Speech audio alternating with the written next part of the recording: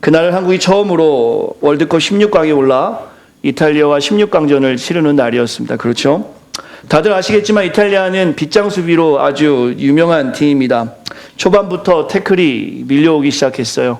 아마 기억하시면 좋을 것 같아요. 한국 선수를 미는 장면에서 한국이 페널티킥을 얻게 됩니다. 선제골을 넣을 수 있는 기회가 찾아온 것이죠. 그때 누가 키커로 나선지 기억하십니까? 네, 맞습니다. 안정환 선수. 지금 골을 넣은 안정환 선수가 키커로 나섰죠. 근데 기억하실 것입니다. 최고의 키퍼 여전히 지금도 그런데요. 이탈리아 부폰에게 안정환 선수의 슛이 막히게 됩니다. 그리고 코너킥에서 비에리 선수라는 등치 큰 선수가 헤딩슛을 하고 우리가 선제골을 먹게 되죠. 후반에 히딩크 감독은 승부수를 띄웠습니다. 어떻게 했냐면 수비수들을 다 빼고 공격수를 넣기 시작했어요. 계속해서 수비를 빼고 공격수를 넣습니다. 공격수가 7명 정도 되었던 것 같습니다.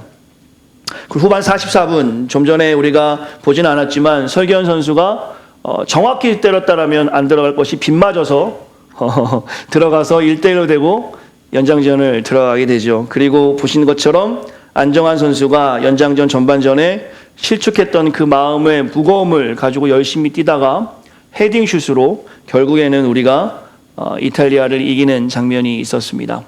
제 인생을 다 돌아보았을 때 이 경기만큼 손에 땀을 쥐는 경기도 없었고 지금도 여전히 한 17년 정도가 지났지만 재밌었던 혹은 흥분되었던 감동되었던 경기였습니다.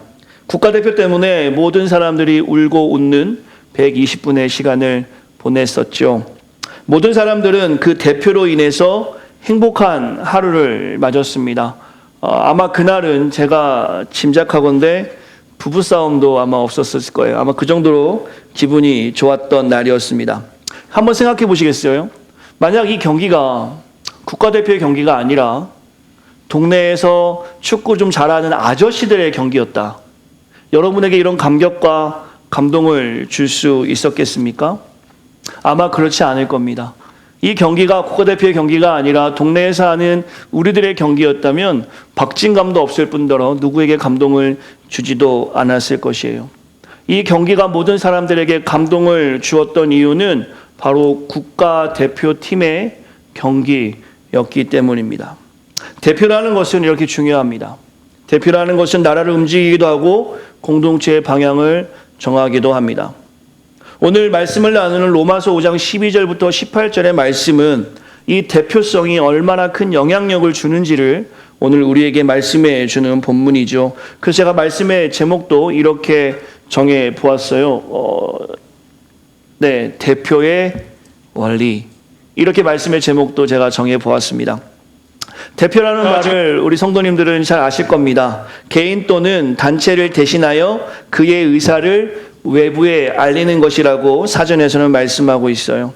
지난주에 우리는 부끄럽지 않은 소망에 대해서 말씀을 나누었습니다. 기억하십니까? 그 부끄럽지 않은 소망이 왜 부끄럽지 않은지를 오늘 말씀을 통해서 우리가 깊이 알 수 있게 됩니다. 오늘 말씀을 통해서 두 가지의 상황에서의 대표를 우리가 보게 되는데요.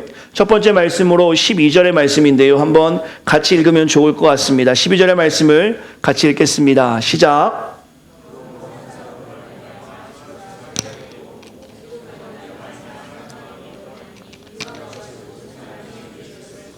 사망이 모든 사람에게 이르렀느니라. 오늘 본문의 12절의 말씀으로 첫 번째 소개할 대표는 바로 첫 생명의 대표였지만 죄의 대표가 된 아담입니다. 하나님은 저와 여러분을 사랑하셔서 우리를 사랑하셔서 하나님의 형상대로 사람을 만드셨습니다. 사람에게 모든 것을 다스리는 권세까지도 하나님은 창조시대에 허락해 주셨어요. 그 사람이 바로 창세기에서 우리가 보는 아담입니다. 하나님께서는 아담을 만드시고 이렇게 말씀하셨습니다. 보기 좋다. 심히 보기 좋다. 이 땅의 모든 것을 다스리는 권세까지도 첫 생명의 대표인 아담에게 주셨어요. 생명도 주시고 다스림도 주셨습니다. 또 하나의 큰 은혜는 무엇이었냐면 피조물인 사람이 하나님과 직접적으로 만날 수 있는 큰 은혜도 우리가 갖게 되었었습니다. 하나님은 사람과 인격적으로 만나고 싶으시기 때문에 이미저부가 하나님의 형상대로 사람을 만드시고 그 사람은 하나님과 대면할 수 있는 은혜를 가지고 있었어요. 그러나 그 사람의 대표인 첫 번째 생명의 대표가 된 오늘 본문 12절에 보시면 그 아담이 죄의 대표가 되고 말았습니다. 하나님께 불순종함으로 죄가 들어오지요. 이 부분을 유의해서 오늘 좀 보고 싶습니다. 오늘 본문의 말씀을 창세기의 말씀과 연결해서 같이 살펴보고 싶은데요. 창세기 3장 1절의 말씀 보시면 강교한 뱀이 등장하게 됩니다. 우리 성도 다 아시겠지만 그 뱀은 사단이죠. 그 뱀이 하와를 유혹합니다. 하와를 유혹했을 때 인간에게 죄가 들어오게 돼요. 어떤 유혹이 있습니까? 3장 1절에 보시면 같이 한번 읽겠습니다. 강교한 뱀이 이렇게 이야기하는데 노란색 글씨만 같이 읽겠습니다. 시작. 뱀이 여자에게 물어 이르되 하나님이 참으로 너에게 동산 모든 나무의 열매를 먹지 말라 하시더냐. 이때 죄의 유혹에 넘어가는 하와의 모습을 우리가 볼 수 있습니다. 뱀이 여자에게 묻습니다. 정말로 동산 모든 나무의 열매를 먹지 말라 하시냐? 그때 하와가 이렇게 대답하죠. 3장 2절과 3절입니다. 우리 3절 말씀만 같이 읽겠습니다. 시작. 동산 중앙에 있는 나무의 열매는 하나님 말씀에 너희는 먹지도 말고 만지지도 말라. 너희가 죽을까 하노라 하셨느니라. 만지지도 말고 죽을까 하노라 라고 하와는 하나님의 말씀에 대해서 본인이 죄가 들어올 때 그 말씀을 희석하고 왜곡시키는 모습을 보여주게 됩니다. 한번 확인해 보죠. 창세기 2장 16절 17절에 하나님은 이렇게 말씀하십니다. 여호와 하나님이 그 사람에게 명하여 이르시되 동산 각종 나무의 열매는 내가 의미로 먹되 선악을 알게 하는 나무의 열매를 먹지 말라. 내가 먹는 날에는 반드시 죽으리라 하시니라. 오늘 본문에서 우리가 꼭 확인하고 싶은 것입니다. 분명히 하나님께서는 동산에 있는 모든 나무를 허락하셨지만 선악과는 허락하지 않으셨습니다. 만지지 말라라는 말은 하지도 않으셨습니다. 분명히 먹으면 죽는다라고 하셨어요. 분명히 하나님께서는 선악을 알게 하는 나무의 열매는 먹지 말라, 먹는 날에는 반드시 죽는다라고 명확하게 말씀하셨습니다. 그러나 창세기 3장에 하와에게 죄가 들어오니까 죄의 유혹이 들어오니까 하와는 이 말씀을 이렇게 변질시킵니다. 너희는 먹지도 말고 만지지도 말라. 너희가 죽을까 하노라 하셨느니라. 죄가 들어올 때 이 까가 우리에게 있음을 이 시간 보시길 바랍니다. 죄가 들어오면 명확한 판단이 흐려지게 됩니다. 또한 죄의 정염성도 우리가 볼 수 있는데요. 이렇게 너희가 죽을까 하노라 그 생각을 한 하와가 오늘 그 나무를 보니까 이 나무가 이렇게 보이기 시작했습니다. 3장 6절 말씀 같이 읽겠습니다. 시작. 여자가 그 나무를 본즉 먹은짓도 하고 보암직도 하고 탐스럽기도 한 나무인지라 여자가 그 열매를 따먹고 자기와 함께 있는 남편에게도 주매 그도 먹은지라. 오늘 본문을 통해서 우리가 한번 생각해 보아야 될 작은 교훈이 있습니다. 하나님께서는 동산의 모든 나무를 허락하셨지만 동산 중앙에 선악을 하는 나무는 금지하셨죠. 그러나 사탄의 유혹이 들어오니까 죄가 들어오니까 그동안 관심 있게 보지 않았던 그것이 이제는 먹은짓도 하고 보람직도 하고 탐스럽기도 하다고 이야기합니다. 에덴 동산의 모든 것을 가지고 있었습니다. 하와 아담은 모든 것을 누릴 수 있었어요. 그러나 한 가지 금한 것, 아니 가질 수 없는 그 한 가지에 죄가 들어오기 시작합니다. 이것은 우리의 인생과 비슷합니다. 있는 것이 가득하고 그 있는 것으로도 충분히 감사의 삶을 살 수 있는데 늘 언제나 우리의 부족한 모습 가운데 만족하지 못하고 없는 것에 대한 불평과 불안으로 우리는 살아갈 때가 너무나 많이 있어요. 제가 이곳에 오니까 죄는 아닙니다. 예를 들어 말씀드립니다. 성도님들이 많이 계시지 않았어요. 그러나 사역을 할 수 있는 현장이 있다는 것만으로 감사할 수 있었습니다. 그러나 시간이 지나니까 좀 작은 것 같아요. 좀 더 우리가 모일 수 있지 않을까? 왜 저번 주에 왔던 새 가족은 오지 않지? 대체 우리가 무엇이 문제일까? 제 안에 불평이 생기기 시작하는 거예요.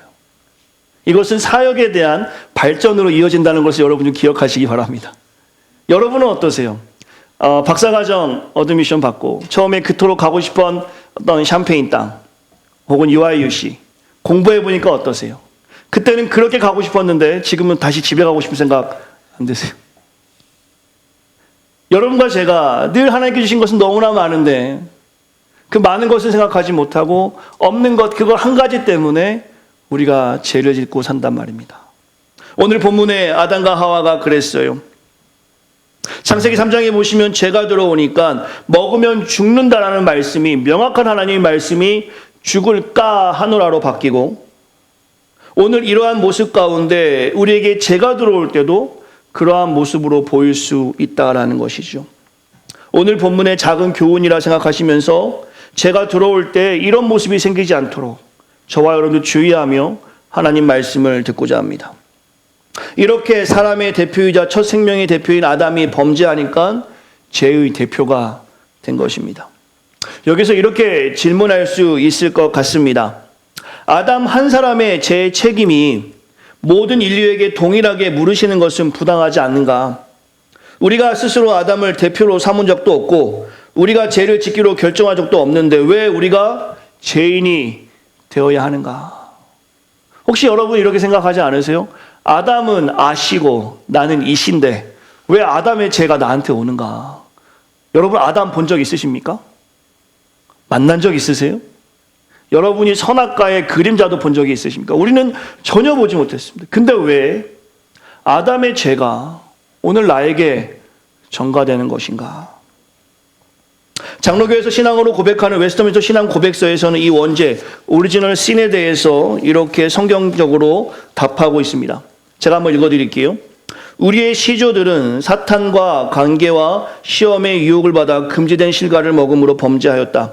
이 죄로 말미암아 그들의 본래의 의를 잃어버리게 되었고 하나님과의 교통도 끊어지게 되었다. 그래서 죄로 죽게 되었고 영과 육은 모든 기능들과 기관들이 전적으로 더럽혀지고 말았다. 그들은 온 인류의 시조이기 때문에 그 시조들에게서 후손들에게 유전되었다라고 웨스터민스터 신앙 고백에서는 원죄에 대해서 이야기합니다. 이걸 제가 조금 더 쉽게 풀어드린다면 사실상 하나님께서 모든 인류와 행위 언약을 맺을 때 아담을 말합니다. 아담을 우리의 대표로 세우신 것은 하나님의 특별한 은혜와 배려가 있었습니다. 왜냐하면 여기서부터가 중요한데요. 범죄하기 이전에 아담이 죄를 짓기 이전에 아담보다 더 순수하고 온전한 인간은 이 땅에 없었기 때문에 하나님은 아담의 대표성을 인정해 주시는 겁니다. 아담을 대표로 세우신 거예요. 이러한 결과로 여기에 연결되어서 이 대표인 아담이 죄에 넘어가니까 우리 또한 죄의 속성을 가지고 있게 될 수밖에 없다는 것이에요. 우리의 대표가 죄를 지었기 때문에 우리 또한 죄를 짓는 것이죠. 이 말이 더 쉬울 것 같아요. 부족하지만 제가 새생명교회 담임 목사로 영적인 대표 자리에 있습니다. 제가 어떻게 사역하냐에 따라서 그 소문이 이 지역에 퍼진다라는 것이죠. 여기 계신 분들은 모두가 다 겸손하고 모두가 다 선하시고 모두가 다 하나님 말씀대로 사는 사람이더라도 목사 하나가 잘못되면 이 소문은 어떻게 드러나냐? 아, 그 교회는 그런 교회야 라고 하는 거예요. 여러분과 상관없이 그 대표로 인해서 그 소문이 세상으로 전해지는 겁니다. 우리와 상관없이 하나님은 아담을 대표로 하기에 작정하셨기 때문에 아담의 지은 죄가 우리에게도 그대로 전가되는 것이죠. 이렇게 이해하시면 좋을 것 같아요. 오늘 본문에서는 그 부분에 대해서 다루고 있는 것입니다. 오늘 본문을 보시면 이러한 모습 가운데 우리가 죄로 인해서 이 상태가 된 것을 말씀하고 있어요. 몇 번에 대해서 나눈 것 같아요. 우리는 죄로 인해서 에덴을 상실한 것입니다. 에덴을 상실했다는 의미는 인간 스스로가 자신의 욕구를 채워야 한다고 말씀드렸어요. 이전에는 에덴에서 우리가 모든 것을 공급받는 상태였으나 죄를 지음으로 이제 하나님과 분리된 상태가 된 것이죠. 즉 죄의 상태입니다. 스스로가 자신의 욕구를 채워야 하니까 어떻게 살아갑니까? 우리는 약육강식이 되는 거예요. 강자만 살아남는 세상이 되는 겁니다. 약자들에게 상처 줘야 되는 것이에요. 가진 것을 뺏기지 않기 위해서 싸워야 하는 상태가 됩니다. 싸워야 하는 상태이기 때문에 죄의 습성이 반복되고 그 죄의 습성은 인간의 타락으로 머물게 됩니다. 이것이 계속 반복되는 것이 지금 우리의 현상이었다라는 것입니다. 오늘 본문에서는 이 죄의 결과를 말씀하고 있는 것입니다. 12절의 말씀이 바로 그 말씀을 하고 있는 거예요. 그러나 12절부터 18절까지를 볼 때 우리가 오늘 본문을 조금 더 기억해야 될 것은 무엇이냐면 12절 다음에 13절부터 읽는 것이 아니라 12절 다음에는 18절을 읽어야 오늘 본문을 정확하게 이해할 수 있습니다. 제가 설명해 드리죠.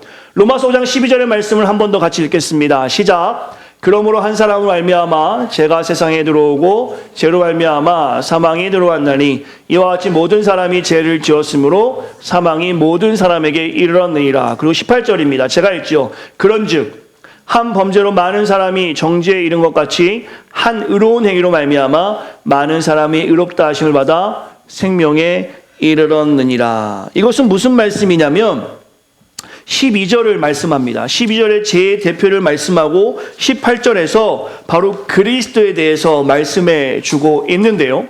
12절과 18절을 대조점으로 성경에서 말씀하고 있는 거예요. 죄의 대표인 아담을 통해서 우리가 하나님과 분리되어 죽을 수밖에 없는 죄인이었지만 오늘의 핵심은 18절입니다. 그러나 생명의 대표인 예수 그리스도를 통해서 다시 하나님과의 분리해서 우리가 회복되었다라고 성경에서 우리에게 말씀해 주고 있는 것입니다. 12절과 18절을 잘 보시면 사망의 대표는 아담, 생명의 대표는 그리스도, 죄의 대표는 아담이었지만 이제 의의 대표가 되신 그리스도를 정확하게 보여주는 본문이 바로 오늘 본문이라는 것이죠. 12절 다음에 13절부터 17절까지는 바로 12절 죄의 대표된 아담에 대한 부연 설명으로 성경에서 말씀해 주고 있습니다. 이것이 왜 이렇게 중요하냐면 사도 바울이 복음이 하나님의 능력임을 계속해서 선언하고 있습니다. 그것은 이방인들에게, 유대인들에게, 헬라인들에게, 모든 사람들에게 이야기하고 있는 것이, 그러나 우리가 죄 가운데 사는 것으로 우리의 인생이 종료된 것이 아니라 복음의 힘, 로마서 1장 16, 17절 말씀처럼 복음의 능력, 하나님의 능력을 이야기하기 위해서 이전에는 아담으로 인해서 우리가 죄를 지었지만 이제 그리스도에서 그것이 종료되었고 우리의 원죄가 그리스도에서 해결되었담을 사도 바울이 이야기하고 있는 것이에요. 유진 피터슨이라는 신학자가 있습니다. 그가 메시지라는 책에서 이 부분에 대해 이렇게 설명합니다. 제가 한번 읽어 드릴게요. 여러분은 아담이 어떻게 우리를 죄와 죽음의 딜레마에 처하게 만들었는지 알고 있을 것입니다. 조금 전에 제가 설명을 했습니다. 죄와 죽음으로부터 자유로운 사람은 아무도 없습니다. 죄는 만물과 하나님의 관계 또 모든 사람과 하나님의 관계에 해를 끼쳐 왔지만 하나님께서 모세를 통해 자세히 상술해 주시기까지 그 해가 어느 정도인지 분명치 않았습니다. 그처럼 죽음, 곧 우리와 하나님 사이를 갈라놓는 그 거대한 구렁텅이는 아담으로부터 모세에 이르는 시간에도 위세를 떨쳤습니다. 하나님 주신 특정 명령에 불순종했던 아담과 같은 죄를 짓지 않은 이들도 모든 이러한 생명의 끊어짐, 곧 하나님과의 분리를 경험해야만 했습니다. 또한 거기서 우리를 구원해 주실 분을 앞서 가리키기도 합니다. 그러나 우리를 구출하는 이 선물은 죽음을 초래하는 그 죄와 비교가 되지 않습니다. 생각해 보십시오. 한 사람의 죄가 수많은 사람들을 하나님과 분리라는 그 죽음의 거대한 구렁텅이에 밀어넣었다 할 때 한 사람 예수 그리스도를 통해 쏟아 부어지는 이 하나님의 선물은 우리에게 어떤 것을 가져다 줄 수 있습니까? 죽음을 초래하는 그 죄와 넘치는 생명을 가져오는 이 선물은 비교할 수 없습니다. 그 죄에 대한 결과로는 죽음의 선고가 이미 내려졌지만 뒤따른 많은 죄에 대해서 결과로운 경이로운 생명의 선고가 그리스도를 통해서 내려진 것입니다. 한 사람의 잘못으로 인해서 죽음이 위세를 떨쳤다면 이제는 한 사람 예수 그리스도께서 마련해 주신 이 어마어마한 생명의 선물, 모든 것을 바로 세우는 생명의 선물 구원을 통해서 우리는 자리를 다시 잡은 것입니다. 한마디로 이야기하는 게 바로 18절의 말씀입니다. 바로 이 말씀. 지금 쭉 읽었던 이야기가 바로 18절 한 절로 오늘 정리되는 것이에요. 한 범죄로 많은 사람의 정죄에 이른 것 같이 한 의로운 행위로 말미암아 많은 사람이 의롭다 하심을 받아 생명에 이르렀느니라. 이것이 바로 사도 바울이 복음을 전언하는 이유였습니다. 제가 23번째 우리가 로마서를 말씀을 나누고 있는데 사도 바울이 1장 16, 17절에서 이렇게 이야기하는 것은 바로 오늘 본문의 중요한 내용을 그가 깨닫고 그 말씀을 선언하고 있는 것이에요. 저와 여러분들이 오늘 이 자리에서 하나님의 구원을 맛본 자라면 이제 더 이상 제 종로도 할 필요가 없음을 오늘 사도 바울을 통해서 하나님 우리에게 말씀해 주고 있는 것이죠. 바로 이 생명의 대표인 예수를 믿기만 하면 우리는 구원받는 것입니다. 죄의 대표인 아담 때문에 우리가 하나님과 멀어지고 사망에 이르렀지만 생명의 대표인 예수 그리스도 때문에 우리가 화평을 누리고 영생을 맛볼 수 있게 되는 것이에요. 베드로전서 2장 24절 25절 말씀도 한번 읽어드리기 싶습니다.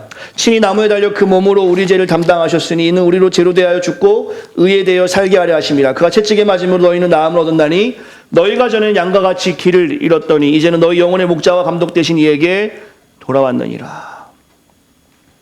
이것을 경험하는 자가 하나님의 자녀이고 하나님께서 우리를 대표로 사용하시길 원하신다라는 것이죠. 오늘 말씀을 제가 아주 간략하게 정리했습니다. 제가 어떻게 들어왔고 그 제가 들어왔을 때 우리의 상태가 어떻게 변화될 수 있는지, 또한 그것을 조심하기 위해서 우리가 어떻게 해야 되는지 작은 교훈으로 살펴보았습니다. 그러나 오늘 말씀을 통해서 제가 여러분하고 중요하게 여기고 싶은 것이 바로 적용하는 본문인데요.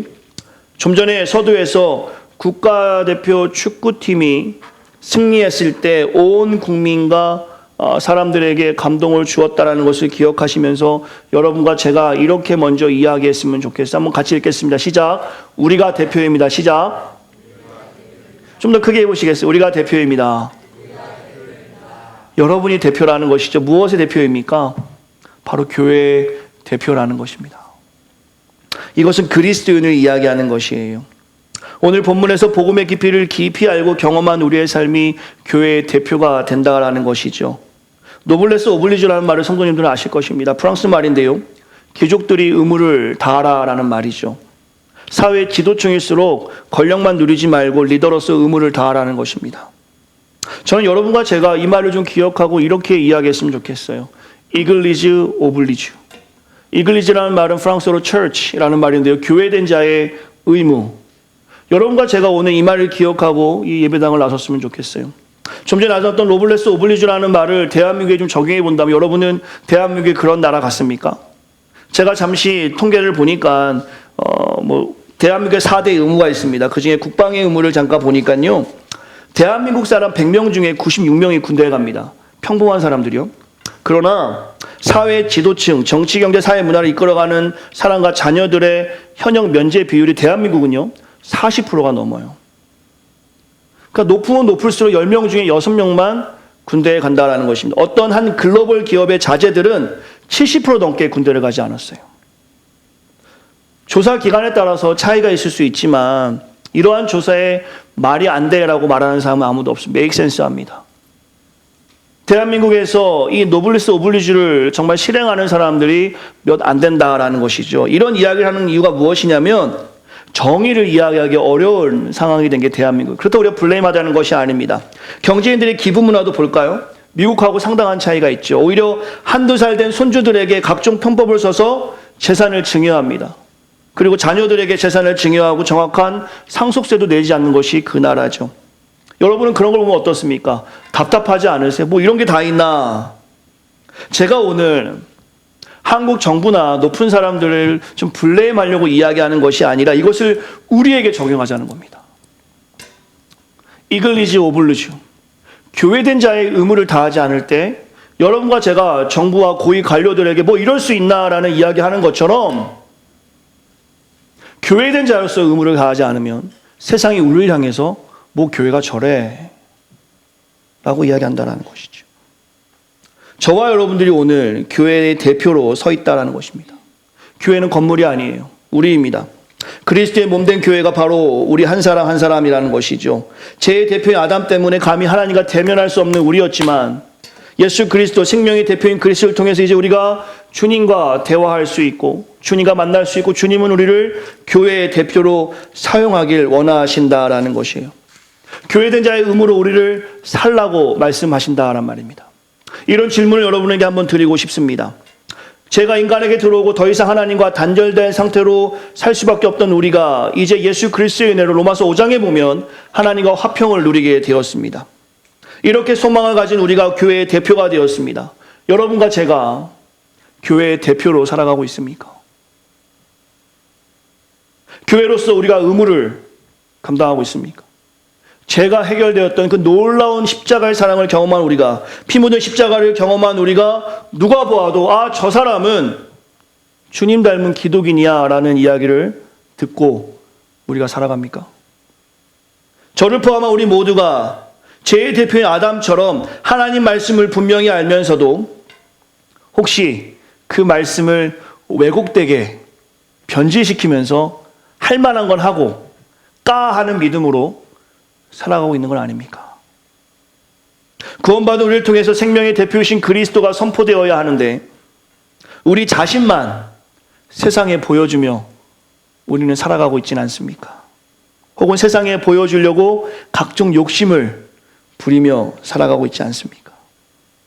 자신만 최고로 다른 사람은 전혀 배려하지 않는 미성숙한 모습으로 우리는 살아가고 있는 것은 아닙니까? 오늘 말씀을 통해서 이런 질문들을 저 자신에게, 사랑하는 새생명 공동체에게 나누고 싶습니다. 여러분이 믿는 것은 무엇입니까? 우리 교회가 믿는 그 하나님의 사랑은 무엇입니까? 이 땅의 교회들이 매주마다 모여서 하나님을 찬양하고 온 마음 다해 주님을 사랑합니다라고 고백하면서 실제적으로 우리의 삶에서는 무엇을 세상에 교회의 대표된 자로서 보여주고 있습니까? 오늘 본문인 로마서 5장 12절과 18절의 말씀을 우리가 주의 깊게 봐야 돼요. 교회의 대표가 된 우리가 우리의 모습의 상태가 어떤지를 실제적으로 여러분과 제가 고민해 볼 수 있어야 합니다. 국가대표 경기에서 국가대표가 승리하면 많은 사람들에게 기쁨을 줍니다. 이것과는 비교도 되지 않게 여러분과 제가 매일 죄에서 승리하면, 그리스도를 닮아가기만 하면 소망 없고 희망 없는 자들에게 소망과 희망을 우리가 보여줄 수 있다는 것입니다. 여러분 새생명교회 왜 오셨습니까? 제가 이 본문을 준비하면서 스스로에게 물었습니다. 오늘 우리 워크숍을 하게 되는데요. 관심 있는 성도들도 참여하셔도 좋습니다. 어차피 워크숍은 방청할 수 있어요. 활동교인들도. 왜 내가 여기 샴페인에 왔는가? 여러분은 왜 샴페인에 왔습니까? 하나님은 우리를 교회의 대표로 부르셨습니다. 그리고 이 샴페인에 와서 공부와 직장생활하면서 여러분이 만난 그 하나님을 전하라고 이곳으로 하나님이 불러모아 주셨습니다.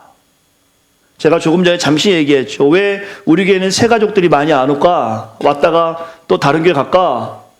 부르심이 다르기 때문이에요. 저는 부르심이 맞는 곳이 있다라고 믿습니다. 하나님 우리를 하나님의 자녀로 부르셨지만 그 다음에는 사명의 현장으로 하나님이 흩으십니다. 새생명교회는 새생명교회의 사명이 있는 거예요. 이 사명에 맞는 자들을 하나님이 불러 모으신다는 것이죠. 그래서 사람이 많고 적음이 중요한 게 아닙니다. 과연 이 교회가 그 부르심이 합당한 사명을 감당하고 있는가 없는가가 오늘 우리의 질문이 되어야 합니다. 교회가 크고 작고로 하나님이 평가하는 것이 아니라 과연 우리가 하나님이 세우신 이 새생명 공동체가 정말 썩은 갈대와 같은 우리였지만, 꺼져가는 등불 같은 우리였지만 하나님이 보호하시면서 우리에게 주신 사명, 그 사명, 이 사명을 지금 우리가 어떻게 감당하고 있는가 스스로가 생각해 볼 수 있어야겠죠. 새생명교회 오신 분들은 잘 양육받으라고 하나님이 이곳에 보내신 것입니다. 다음 세대 양육하라고 이곳에 보내신 것이죠. 제가 이곳에 올 때는 그 사명을 가지고 온 것입니다. 여러분이 이곳에 오셨을 때는 우연히 온 것 같지만 하나님이 그 사명을 여러분에게 부어주시고 교회의 대표로 살게 하신다라는 것이죠. 여러분이 교회의 대표로서 복음의 의미를 명확하게 인식할 수 있어야 오늘 나눈 12절과 18절의 말씀, 죄의 대표인 아담 때문에 우리는 죽을 수밖에 없었지만 생명의 대표인 그리스도 때문에 우리의 삶이 다시 회복되었고 하나님 앞에 나아갈 수 있게 된다는 사실을 여러분이 기억한다면, 이것이 구원의 삶임을 안다면 이제 우리의 삶을 다해서 교회의 대표로 우리는 살아가야 합니다. 국가대표가 되기 위해서 선수들이 얼마나 열심히 하는지 여러분은 다큐멘터리를 통해서 보셨을 것입니다. 보신 분들이 계실 거예요. 그 대표를 또한 유지하기 위해서 계속 대회에 나가야 되고, 그 대회에서 좋은 성과를 거두기 위해서 친구도 만나지 않고 먹을 것도 조심하게 먹으며 계속해서 자신의 삶을 희생하고 헌신하는 국가대표의 모습들, 여러분에게 질문하고 도전하고 싶어요. 교회의 대표인 우리들이 지금 오늘 주님 때문에 무엇을 희생하고 헌신하며 사십니까? 여러분과 제가 지금 무엇 때문에 혹은 주님을 위해서 무엇을 헌신하며 살고 있습니까? 아주 많은 시간 우리는 힘든 이야기만 주님께 하고 있습니다. 하나님 이게 참 어렵습니다. 이게 어렵습니다. 하나님 논문의 진행이 진로의 어려움이, 여전히 우리는 사명 안에서 우리의 삶을 희생하는 것이 아니라 하나님께 마치 아빠에게 어린아이가 계속 무엇을 달라고 요구하는 미성숙한 아이처럼 우리는 계속해서 주님께 그렇게 살아가고 있단 말입니다. 우리가 정말 교회의 대표라면, 아니 주님께서는 여러분이 인정하든 인정하지 않든 우리를 교회의 대표로 세우신 것입니다. 여러분이 저 말씀, 오늘 로마서 5장 12절부터 18절의 말씀을 실실하게 고백하며 그 말씀이 여러분의 말씀이라고 스스로가 고백한다. 이 자리에서 세례받고 주님을 나의 구주로 영접했다라면 하나님은 여러분을 교회의 대표로 세우신 것입니다. 지금 여러분은 어느 자리에서 어떤 일로 그 대표성을 유지하고 있습니까? 저는 우리 모두에게 오늘 말씀이 도전되었으면 좋겠어요. 제가 이번에 아이들을 섬기면서 생각을 참 많이 했습니다. 어떻게 이들을 섬겨야 할까? 어떻게 이들에게 하나님의 사랑을 전할까? 그러나 제가 좀 전에 나눈 것처럼 제가 생각했던 것보다 그 아이들이 더 믿음이 있더라고요. 제가 생각했던 것보다 그 아이들 성숙했습니다. 예를 들까요? 먹는 게 있으면요, 서로 먼저 먹으라 그래요. 전 놀라운 모습을 발견합니다. 그 순수성. 형이 동생을 챙깁니다. 위험한 데 있으면 동생을 잡아당기고 서로 간에 하고 싶은 일이 왜 없겠어요? 하지만 배려해요. 아이스크림도 먹고 싶고 자고도 싶고 하지만 공동체성을 유지하기 위해서 같이 움직입니다. 식스플레이 가서 게임을 하고 놀이기구를 타는데 각자가 타고 싶은 게 다 여러 가지 아닐 겁니까? 그러나 동생들한테 물어봐요. 형들은 다 탈 수 있으니까. 너네 뭐 타고 싶니? 너네가 결정해라. 죄송한 말로 우리 한빈이가 대장 역할을 했습니다. 형 이거 타요, 이거 타요. 근데 형들이 한 번도 야 그거 재미없어.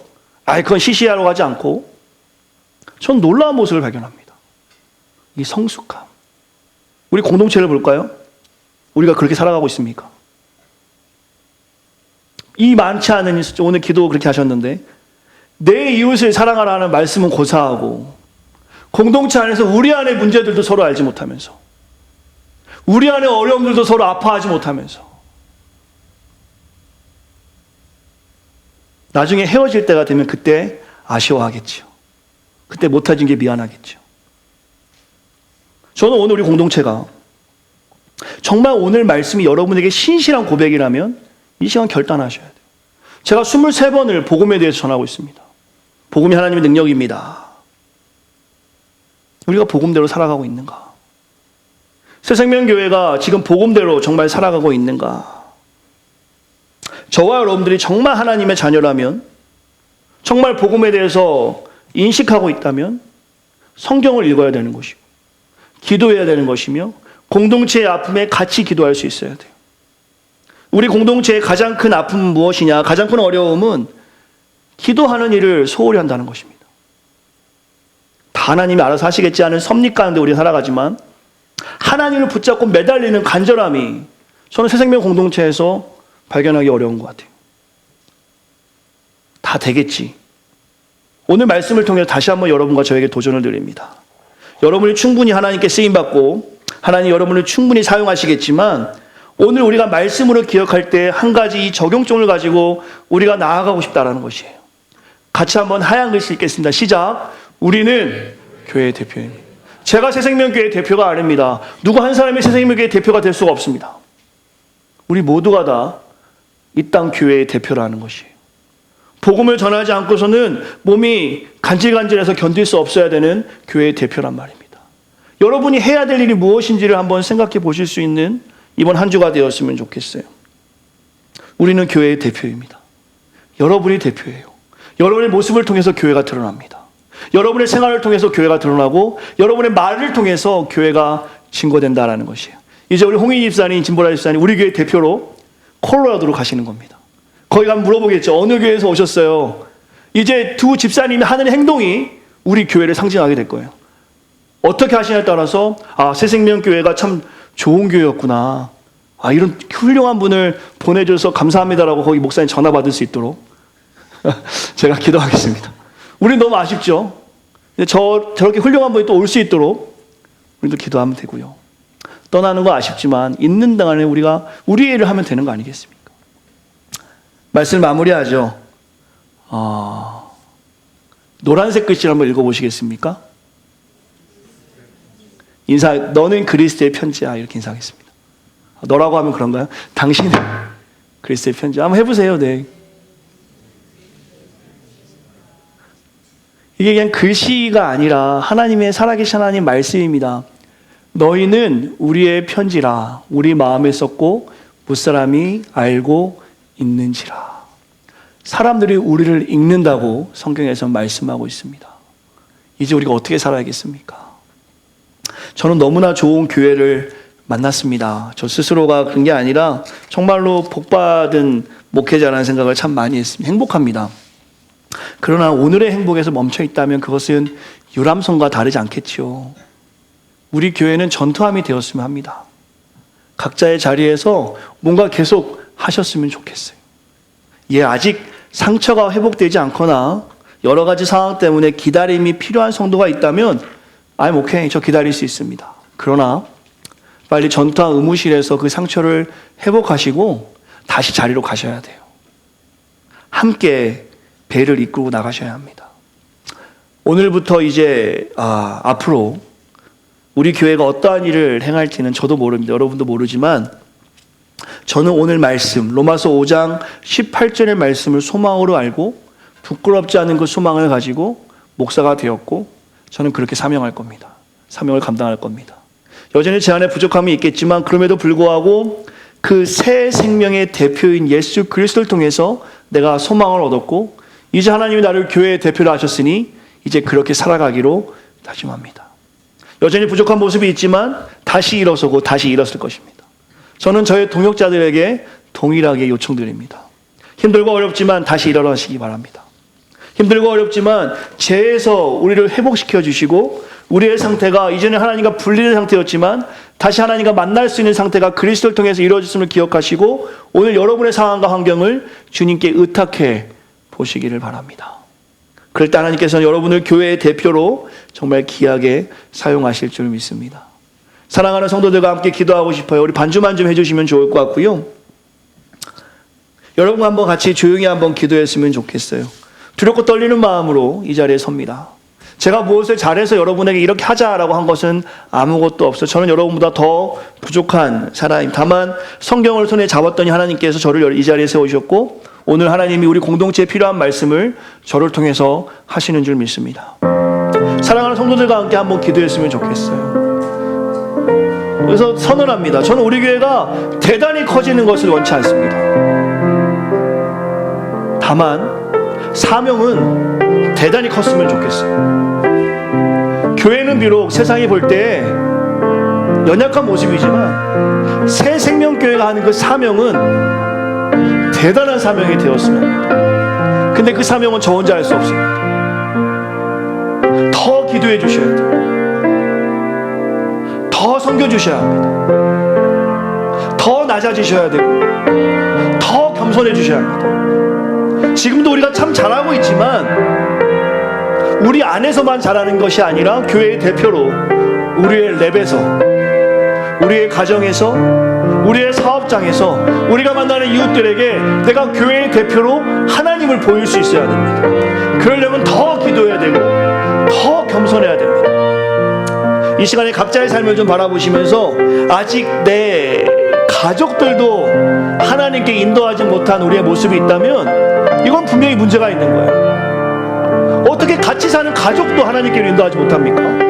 내가 복음의 자유함을 가졌는데 분명히 내 모습이 교회 대표로서 드러나지 않기 때문에 같이 사는 가족들도 영향력이 있는 게 아니에요. 혹은 랩에서 하루에 10시간씩 일하는 랩에서 내 동료도 전도하지 못한다? 2년이나 만났는데 3년이나 만났는데 교회에 대한 궁금증을 불러일으키지 못한다? 여러분과 저는 교회의 대표로 살아가는 것이 아닐 것입니다. 정말 여러분과 제가 생명의 대표인 그리스도를 경험했다면 우리의 모습에서 말이 아닌 행동으로 설명이 필요 없는 삶이 되어야 합니다. 시작 같이 기도하면 좋겠어요. 새생명 공동체가 교회의 대표로 이 사명을 감당하는 공동체로 서게 해달라고. 여전히 우리의 연약한 모습이 있습니다. 교만한 모습이 있겠죠.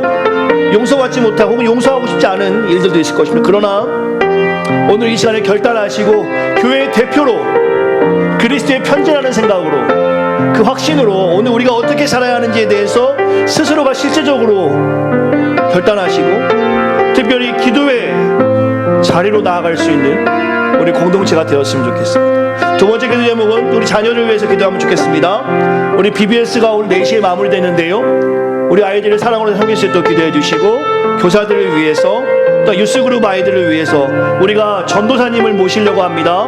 그 좋은 사역자 모실 수 있도록 좀 기도해 주시고, 또한 오늘로 잠시 헤어지지만 다시 만나 우리 홍인 집사님, 진보라 집사님, 사랑하는 선율이 지안이를 위해서도 우리 마음을 다해서 한번 기도하고 제가 한번 기도하고 축도로 모든 일 마치도록 하겠습니다. 우리 정말 진심으로 마음 다해서 같이 한번 소리 내서 또한 조용히 같이 한번 기도하겠습니다. 기도합시다.